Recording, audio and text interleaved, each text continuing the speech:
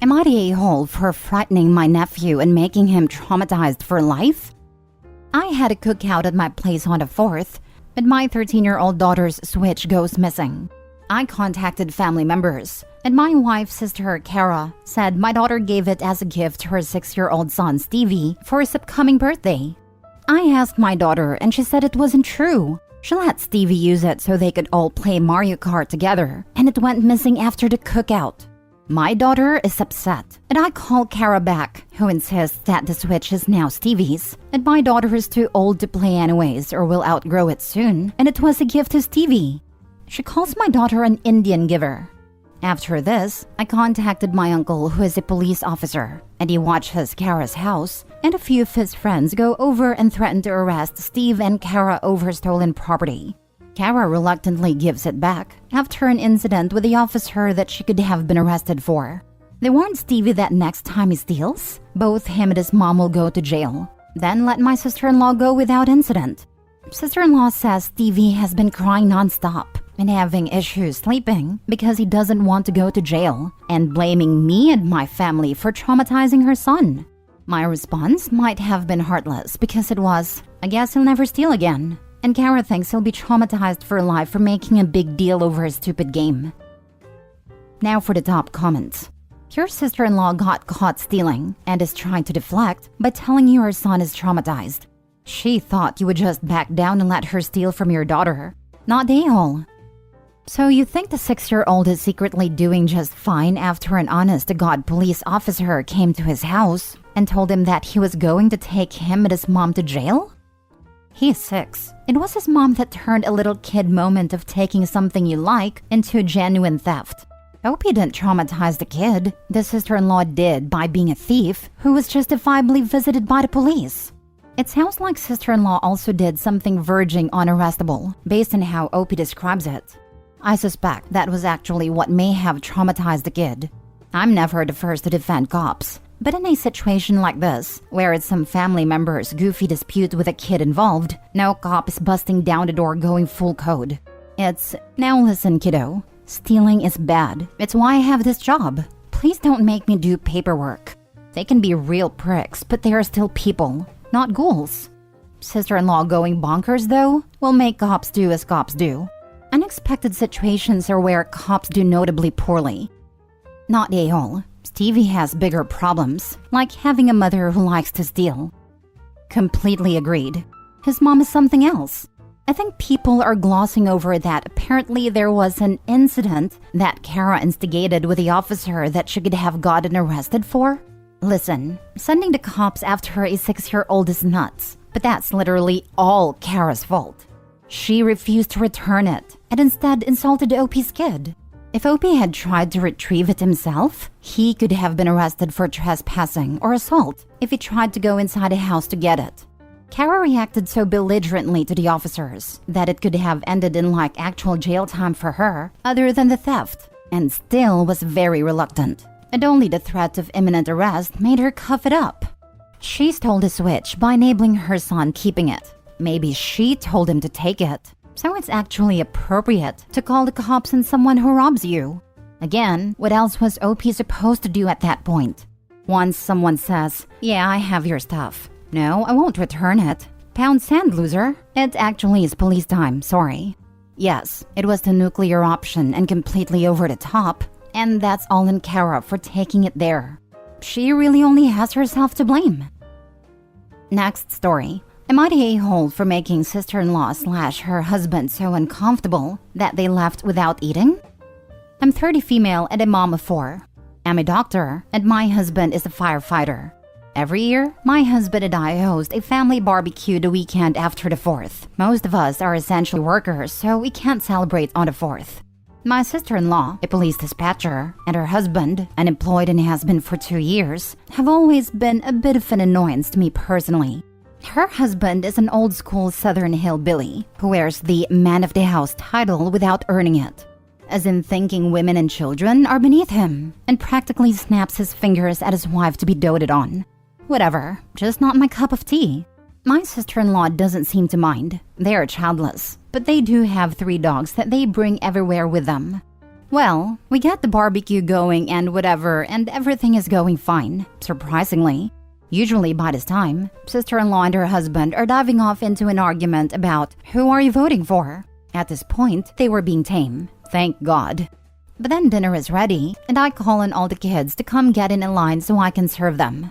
Sister-in-law immediately goes running over to get to the front of the line for a plate for her husband, per usual, as they live in this 50s-style men should eat first attitude.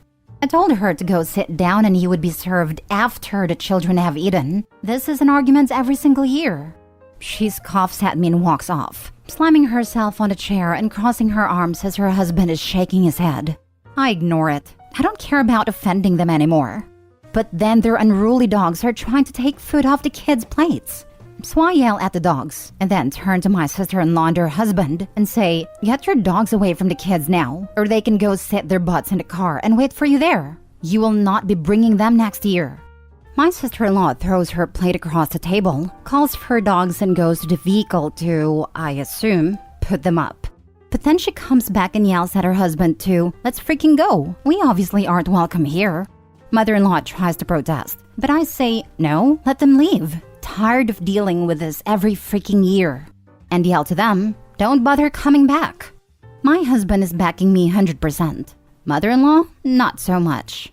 She says I'm ridiculous for embarrassing them and making them feel unwelcome every year.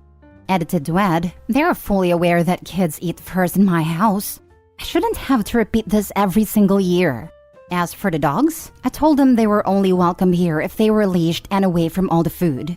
They brought the leashes, but let their dogs roam with the leashes still on them as soon as they got their plates. Their leashes were attached while diving into the children's dishes. As for me being a doctor and a mom of 4, because apparently people can't fathom this, I graduated at 17, went to college at 18.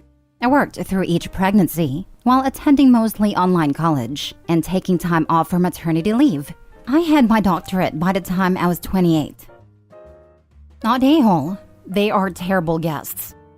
Were. Now they're probably banned from OP's house. Not a-hole. They seemed shocked that they were expected to follow very reasonable and totally predictable norms at your gatherings. They don't need to come then. Seems just right. Mother-in-law can host them instead if she wants to. Not a-hole. Why do people always think that their dogs are welcome with them everywhere they go?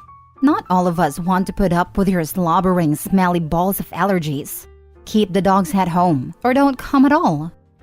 Especially if the dogs will be around kids and food. I won't tolerate dogs that jump or lunge for food, especially from kids. That's how someone gets bitten or knocked over. Not a-hole. Exactly. Although I could see some better ways this could have been handled. It does seem reasonable to just not invite them if they're constantly being disrespectful and disruptive. If you don't want to invite them to anything in the future, I'd probably include, in writing, the rules of your event. Guests will be humans only. Please leave all pets at home. And house rules are that children eat first before any adults. That gives you an easier ground to kick them out if they mess around. Next story. Am I the a-hole for telling my sister-in-law to maybe stop eating so much? My sister-in-law, 43 female, and her kid, 12 female, moved in with us. My husband, myself, and our 3 kids, 2 months ago. She's going through a divorce, and her ex took everything. The kid is not his, and a prenup was signed. We told her to just worry about her own food, as I didn't like the idea of eating together due to their history with food. I don't know how to put it nicely, so I guess I will go blunt. Her and her kid never stop eating. They both have severe health issues, as both of them combined are over 600 pounds and live a fat-positive life. Now it's none of my business, but when it comes to the kid, it's messed up. I don't care what anyone says. When a 12-year-old is pushing 220 pounds and has a doctor breathing down your neck, it's time for a change versus pushing body positivity. The kid is a great girl, but just her by herself could easily eat enough to feed 4 grown men who haven't eaten all day. So that was my stipulation, that they buy their own food and cook everything separate. I even cleaned out our entire pantry to give them for their own food space. Well, my kids and I needed a break and took off for a week to a resort. My husband didn't want to go, as he didn't want to leave them in our home unattended, but encouraged us to get out of here because we were pretty fed up with the company. I just spent almost $400 on food prior to leaving, so our freezer was full and so was our cupboards. This would feed us, me, husband, kids, for easily 2 weeks. Well, I got home last night and all of the food is gone. Every single bit of it. I know for a fact it wasn't my husband. He works 14 to 16-hour days and usually buys takeout on his way home when I'm not there, so he can just go to sleep when he gets back. I look into my sister-in-law's pantry and all her food is gone too, which was full when I left. I immediately question it, and my sister-in-law apologizes and said her and her kid got hungry and her legs hurt too much to drive to the store. I said, why the heck didn't you just get grocery delivery? And she said, I didn't think you would mind. So I snapped and said, obviously I freaking mind. You and your kid just ate well over $800 worth of food in a freaking week. $400 of it being mine, which you will be reimbursing me for. Maybe stop eating so damn much. And I walk off. Now she's mad at me and crying wolf to anyone who will listen for me fat-shaming her and her kid. Now for the top comments. I'm gonna get downvote to hell, but I don't care. Not a-hole. Your sister-in-law is abusing her child. Yes, she has a problem, but she is also responsible for her and for her child. So she needs to start doing something, and stop eating so damn much would be a good option. I agree wholeheartedly. It's dangerous for a child to be that size. The sister-in-law and her child probably should get counseling to see why they overeat. It could be a plethora of reasons why. OP is not a-hole. I'd be upset too. Groceries are so expensive nowadays. Fat shaming needs to come back into vogue for situations like this. Wow, what she's doing to herself is bad, but her kid though? That's abuse. On your dime. No, just no. Not a-hole, OP. Not a-hole. I would be freaking mad about this. Groceries are expensive AF right now, and that's just very inconsiderate. She could have at least replenished everything but decided to give you some BS excuse. Also, what she's doing to her kid is abuse. Plain and simple. When I was in grad school, my housemates would leave for the weekend and I'd get high and eat all her snacks. I'd go to the store before she got back and replace all and more. I'd always text her saying I was eating her stash and would replace them. Even if she had like 2 Oreos left, I'd buy a whole new pack for her. Not a-hole. Your sister-in-law literally stole from your family because she felt entitled to. Quite frankly, either she gives you the money or she finds another place to live. Last story. Am I the a-hole for not taking in my nephew while my brother is in prison? For background, I have an older brother, Mark, and both our parents have sadly passed. Mark has a son, Nick, who's 8 years old. Mom is not present. We have no other family since we come from a long line of small family trees. Mark and I keep in touch, but we are by no means close. I also have my wonderful husband, Jax. Jax and I both make quite good money and could potentially both retire now if we wanted. We are, however, both passionate about the career projects we are each working on. We have also chosen to be child-free, and he had a snip some years ago. We have quite a nice house and a place we love that we share with our 4 dogs. Mark has over the years had different issues with money, drug issues, and running with the wrong crowd. I've paid off some of his debt, around $60,000, over the years to keep him afloat, plus arranged for help with drug issues. We live in different ends of the country, however, and I have no real relationship with him nor his son. As far as I'm aware, he has little to no real support system, but since he's highly destructive, I've chosen to keep my distance. However, Mark recently reached out to let me know he's going to prison for 7+ years, and he would be sending a nephew out to stay with me. I've heard nothing about this, and was completely taken aback. I haven't heard from Mark in over a year. I let him know that he could do no such thing, and I couldn't just take nephew in for years on end. However, nephew is set to go into foster care if Mark can't find someone to take him. I understand his horrible predicament, but Jax and I have no desire to bring a child into our care, and we feel royally unfit to care for this child. Mark remarked we both have more than enough time, money, and space to care for a child and gave me great grief for saying no. I offered full financial aid for nephew's expenses if Mark could find someone else trusted to take him in, but he said there's no one else willing in his life. I felt my offer was more than fair, and my heart breaks for their situation, especially my nephew, but I simply cannot provide him a good life, a place where he is wholeheartedly desired. These are exactly the same reasons husband and I are child-free, and why I declined being nephew's godmother back when he was born. Mark's lawyer has, however, contacted us along with Mark, continuously pressuring us to take him in.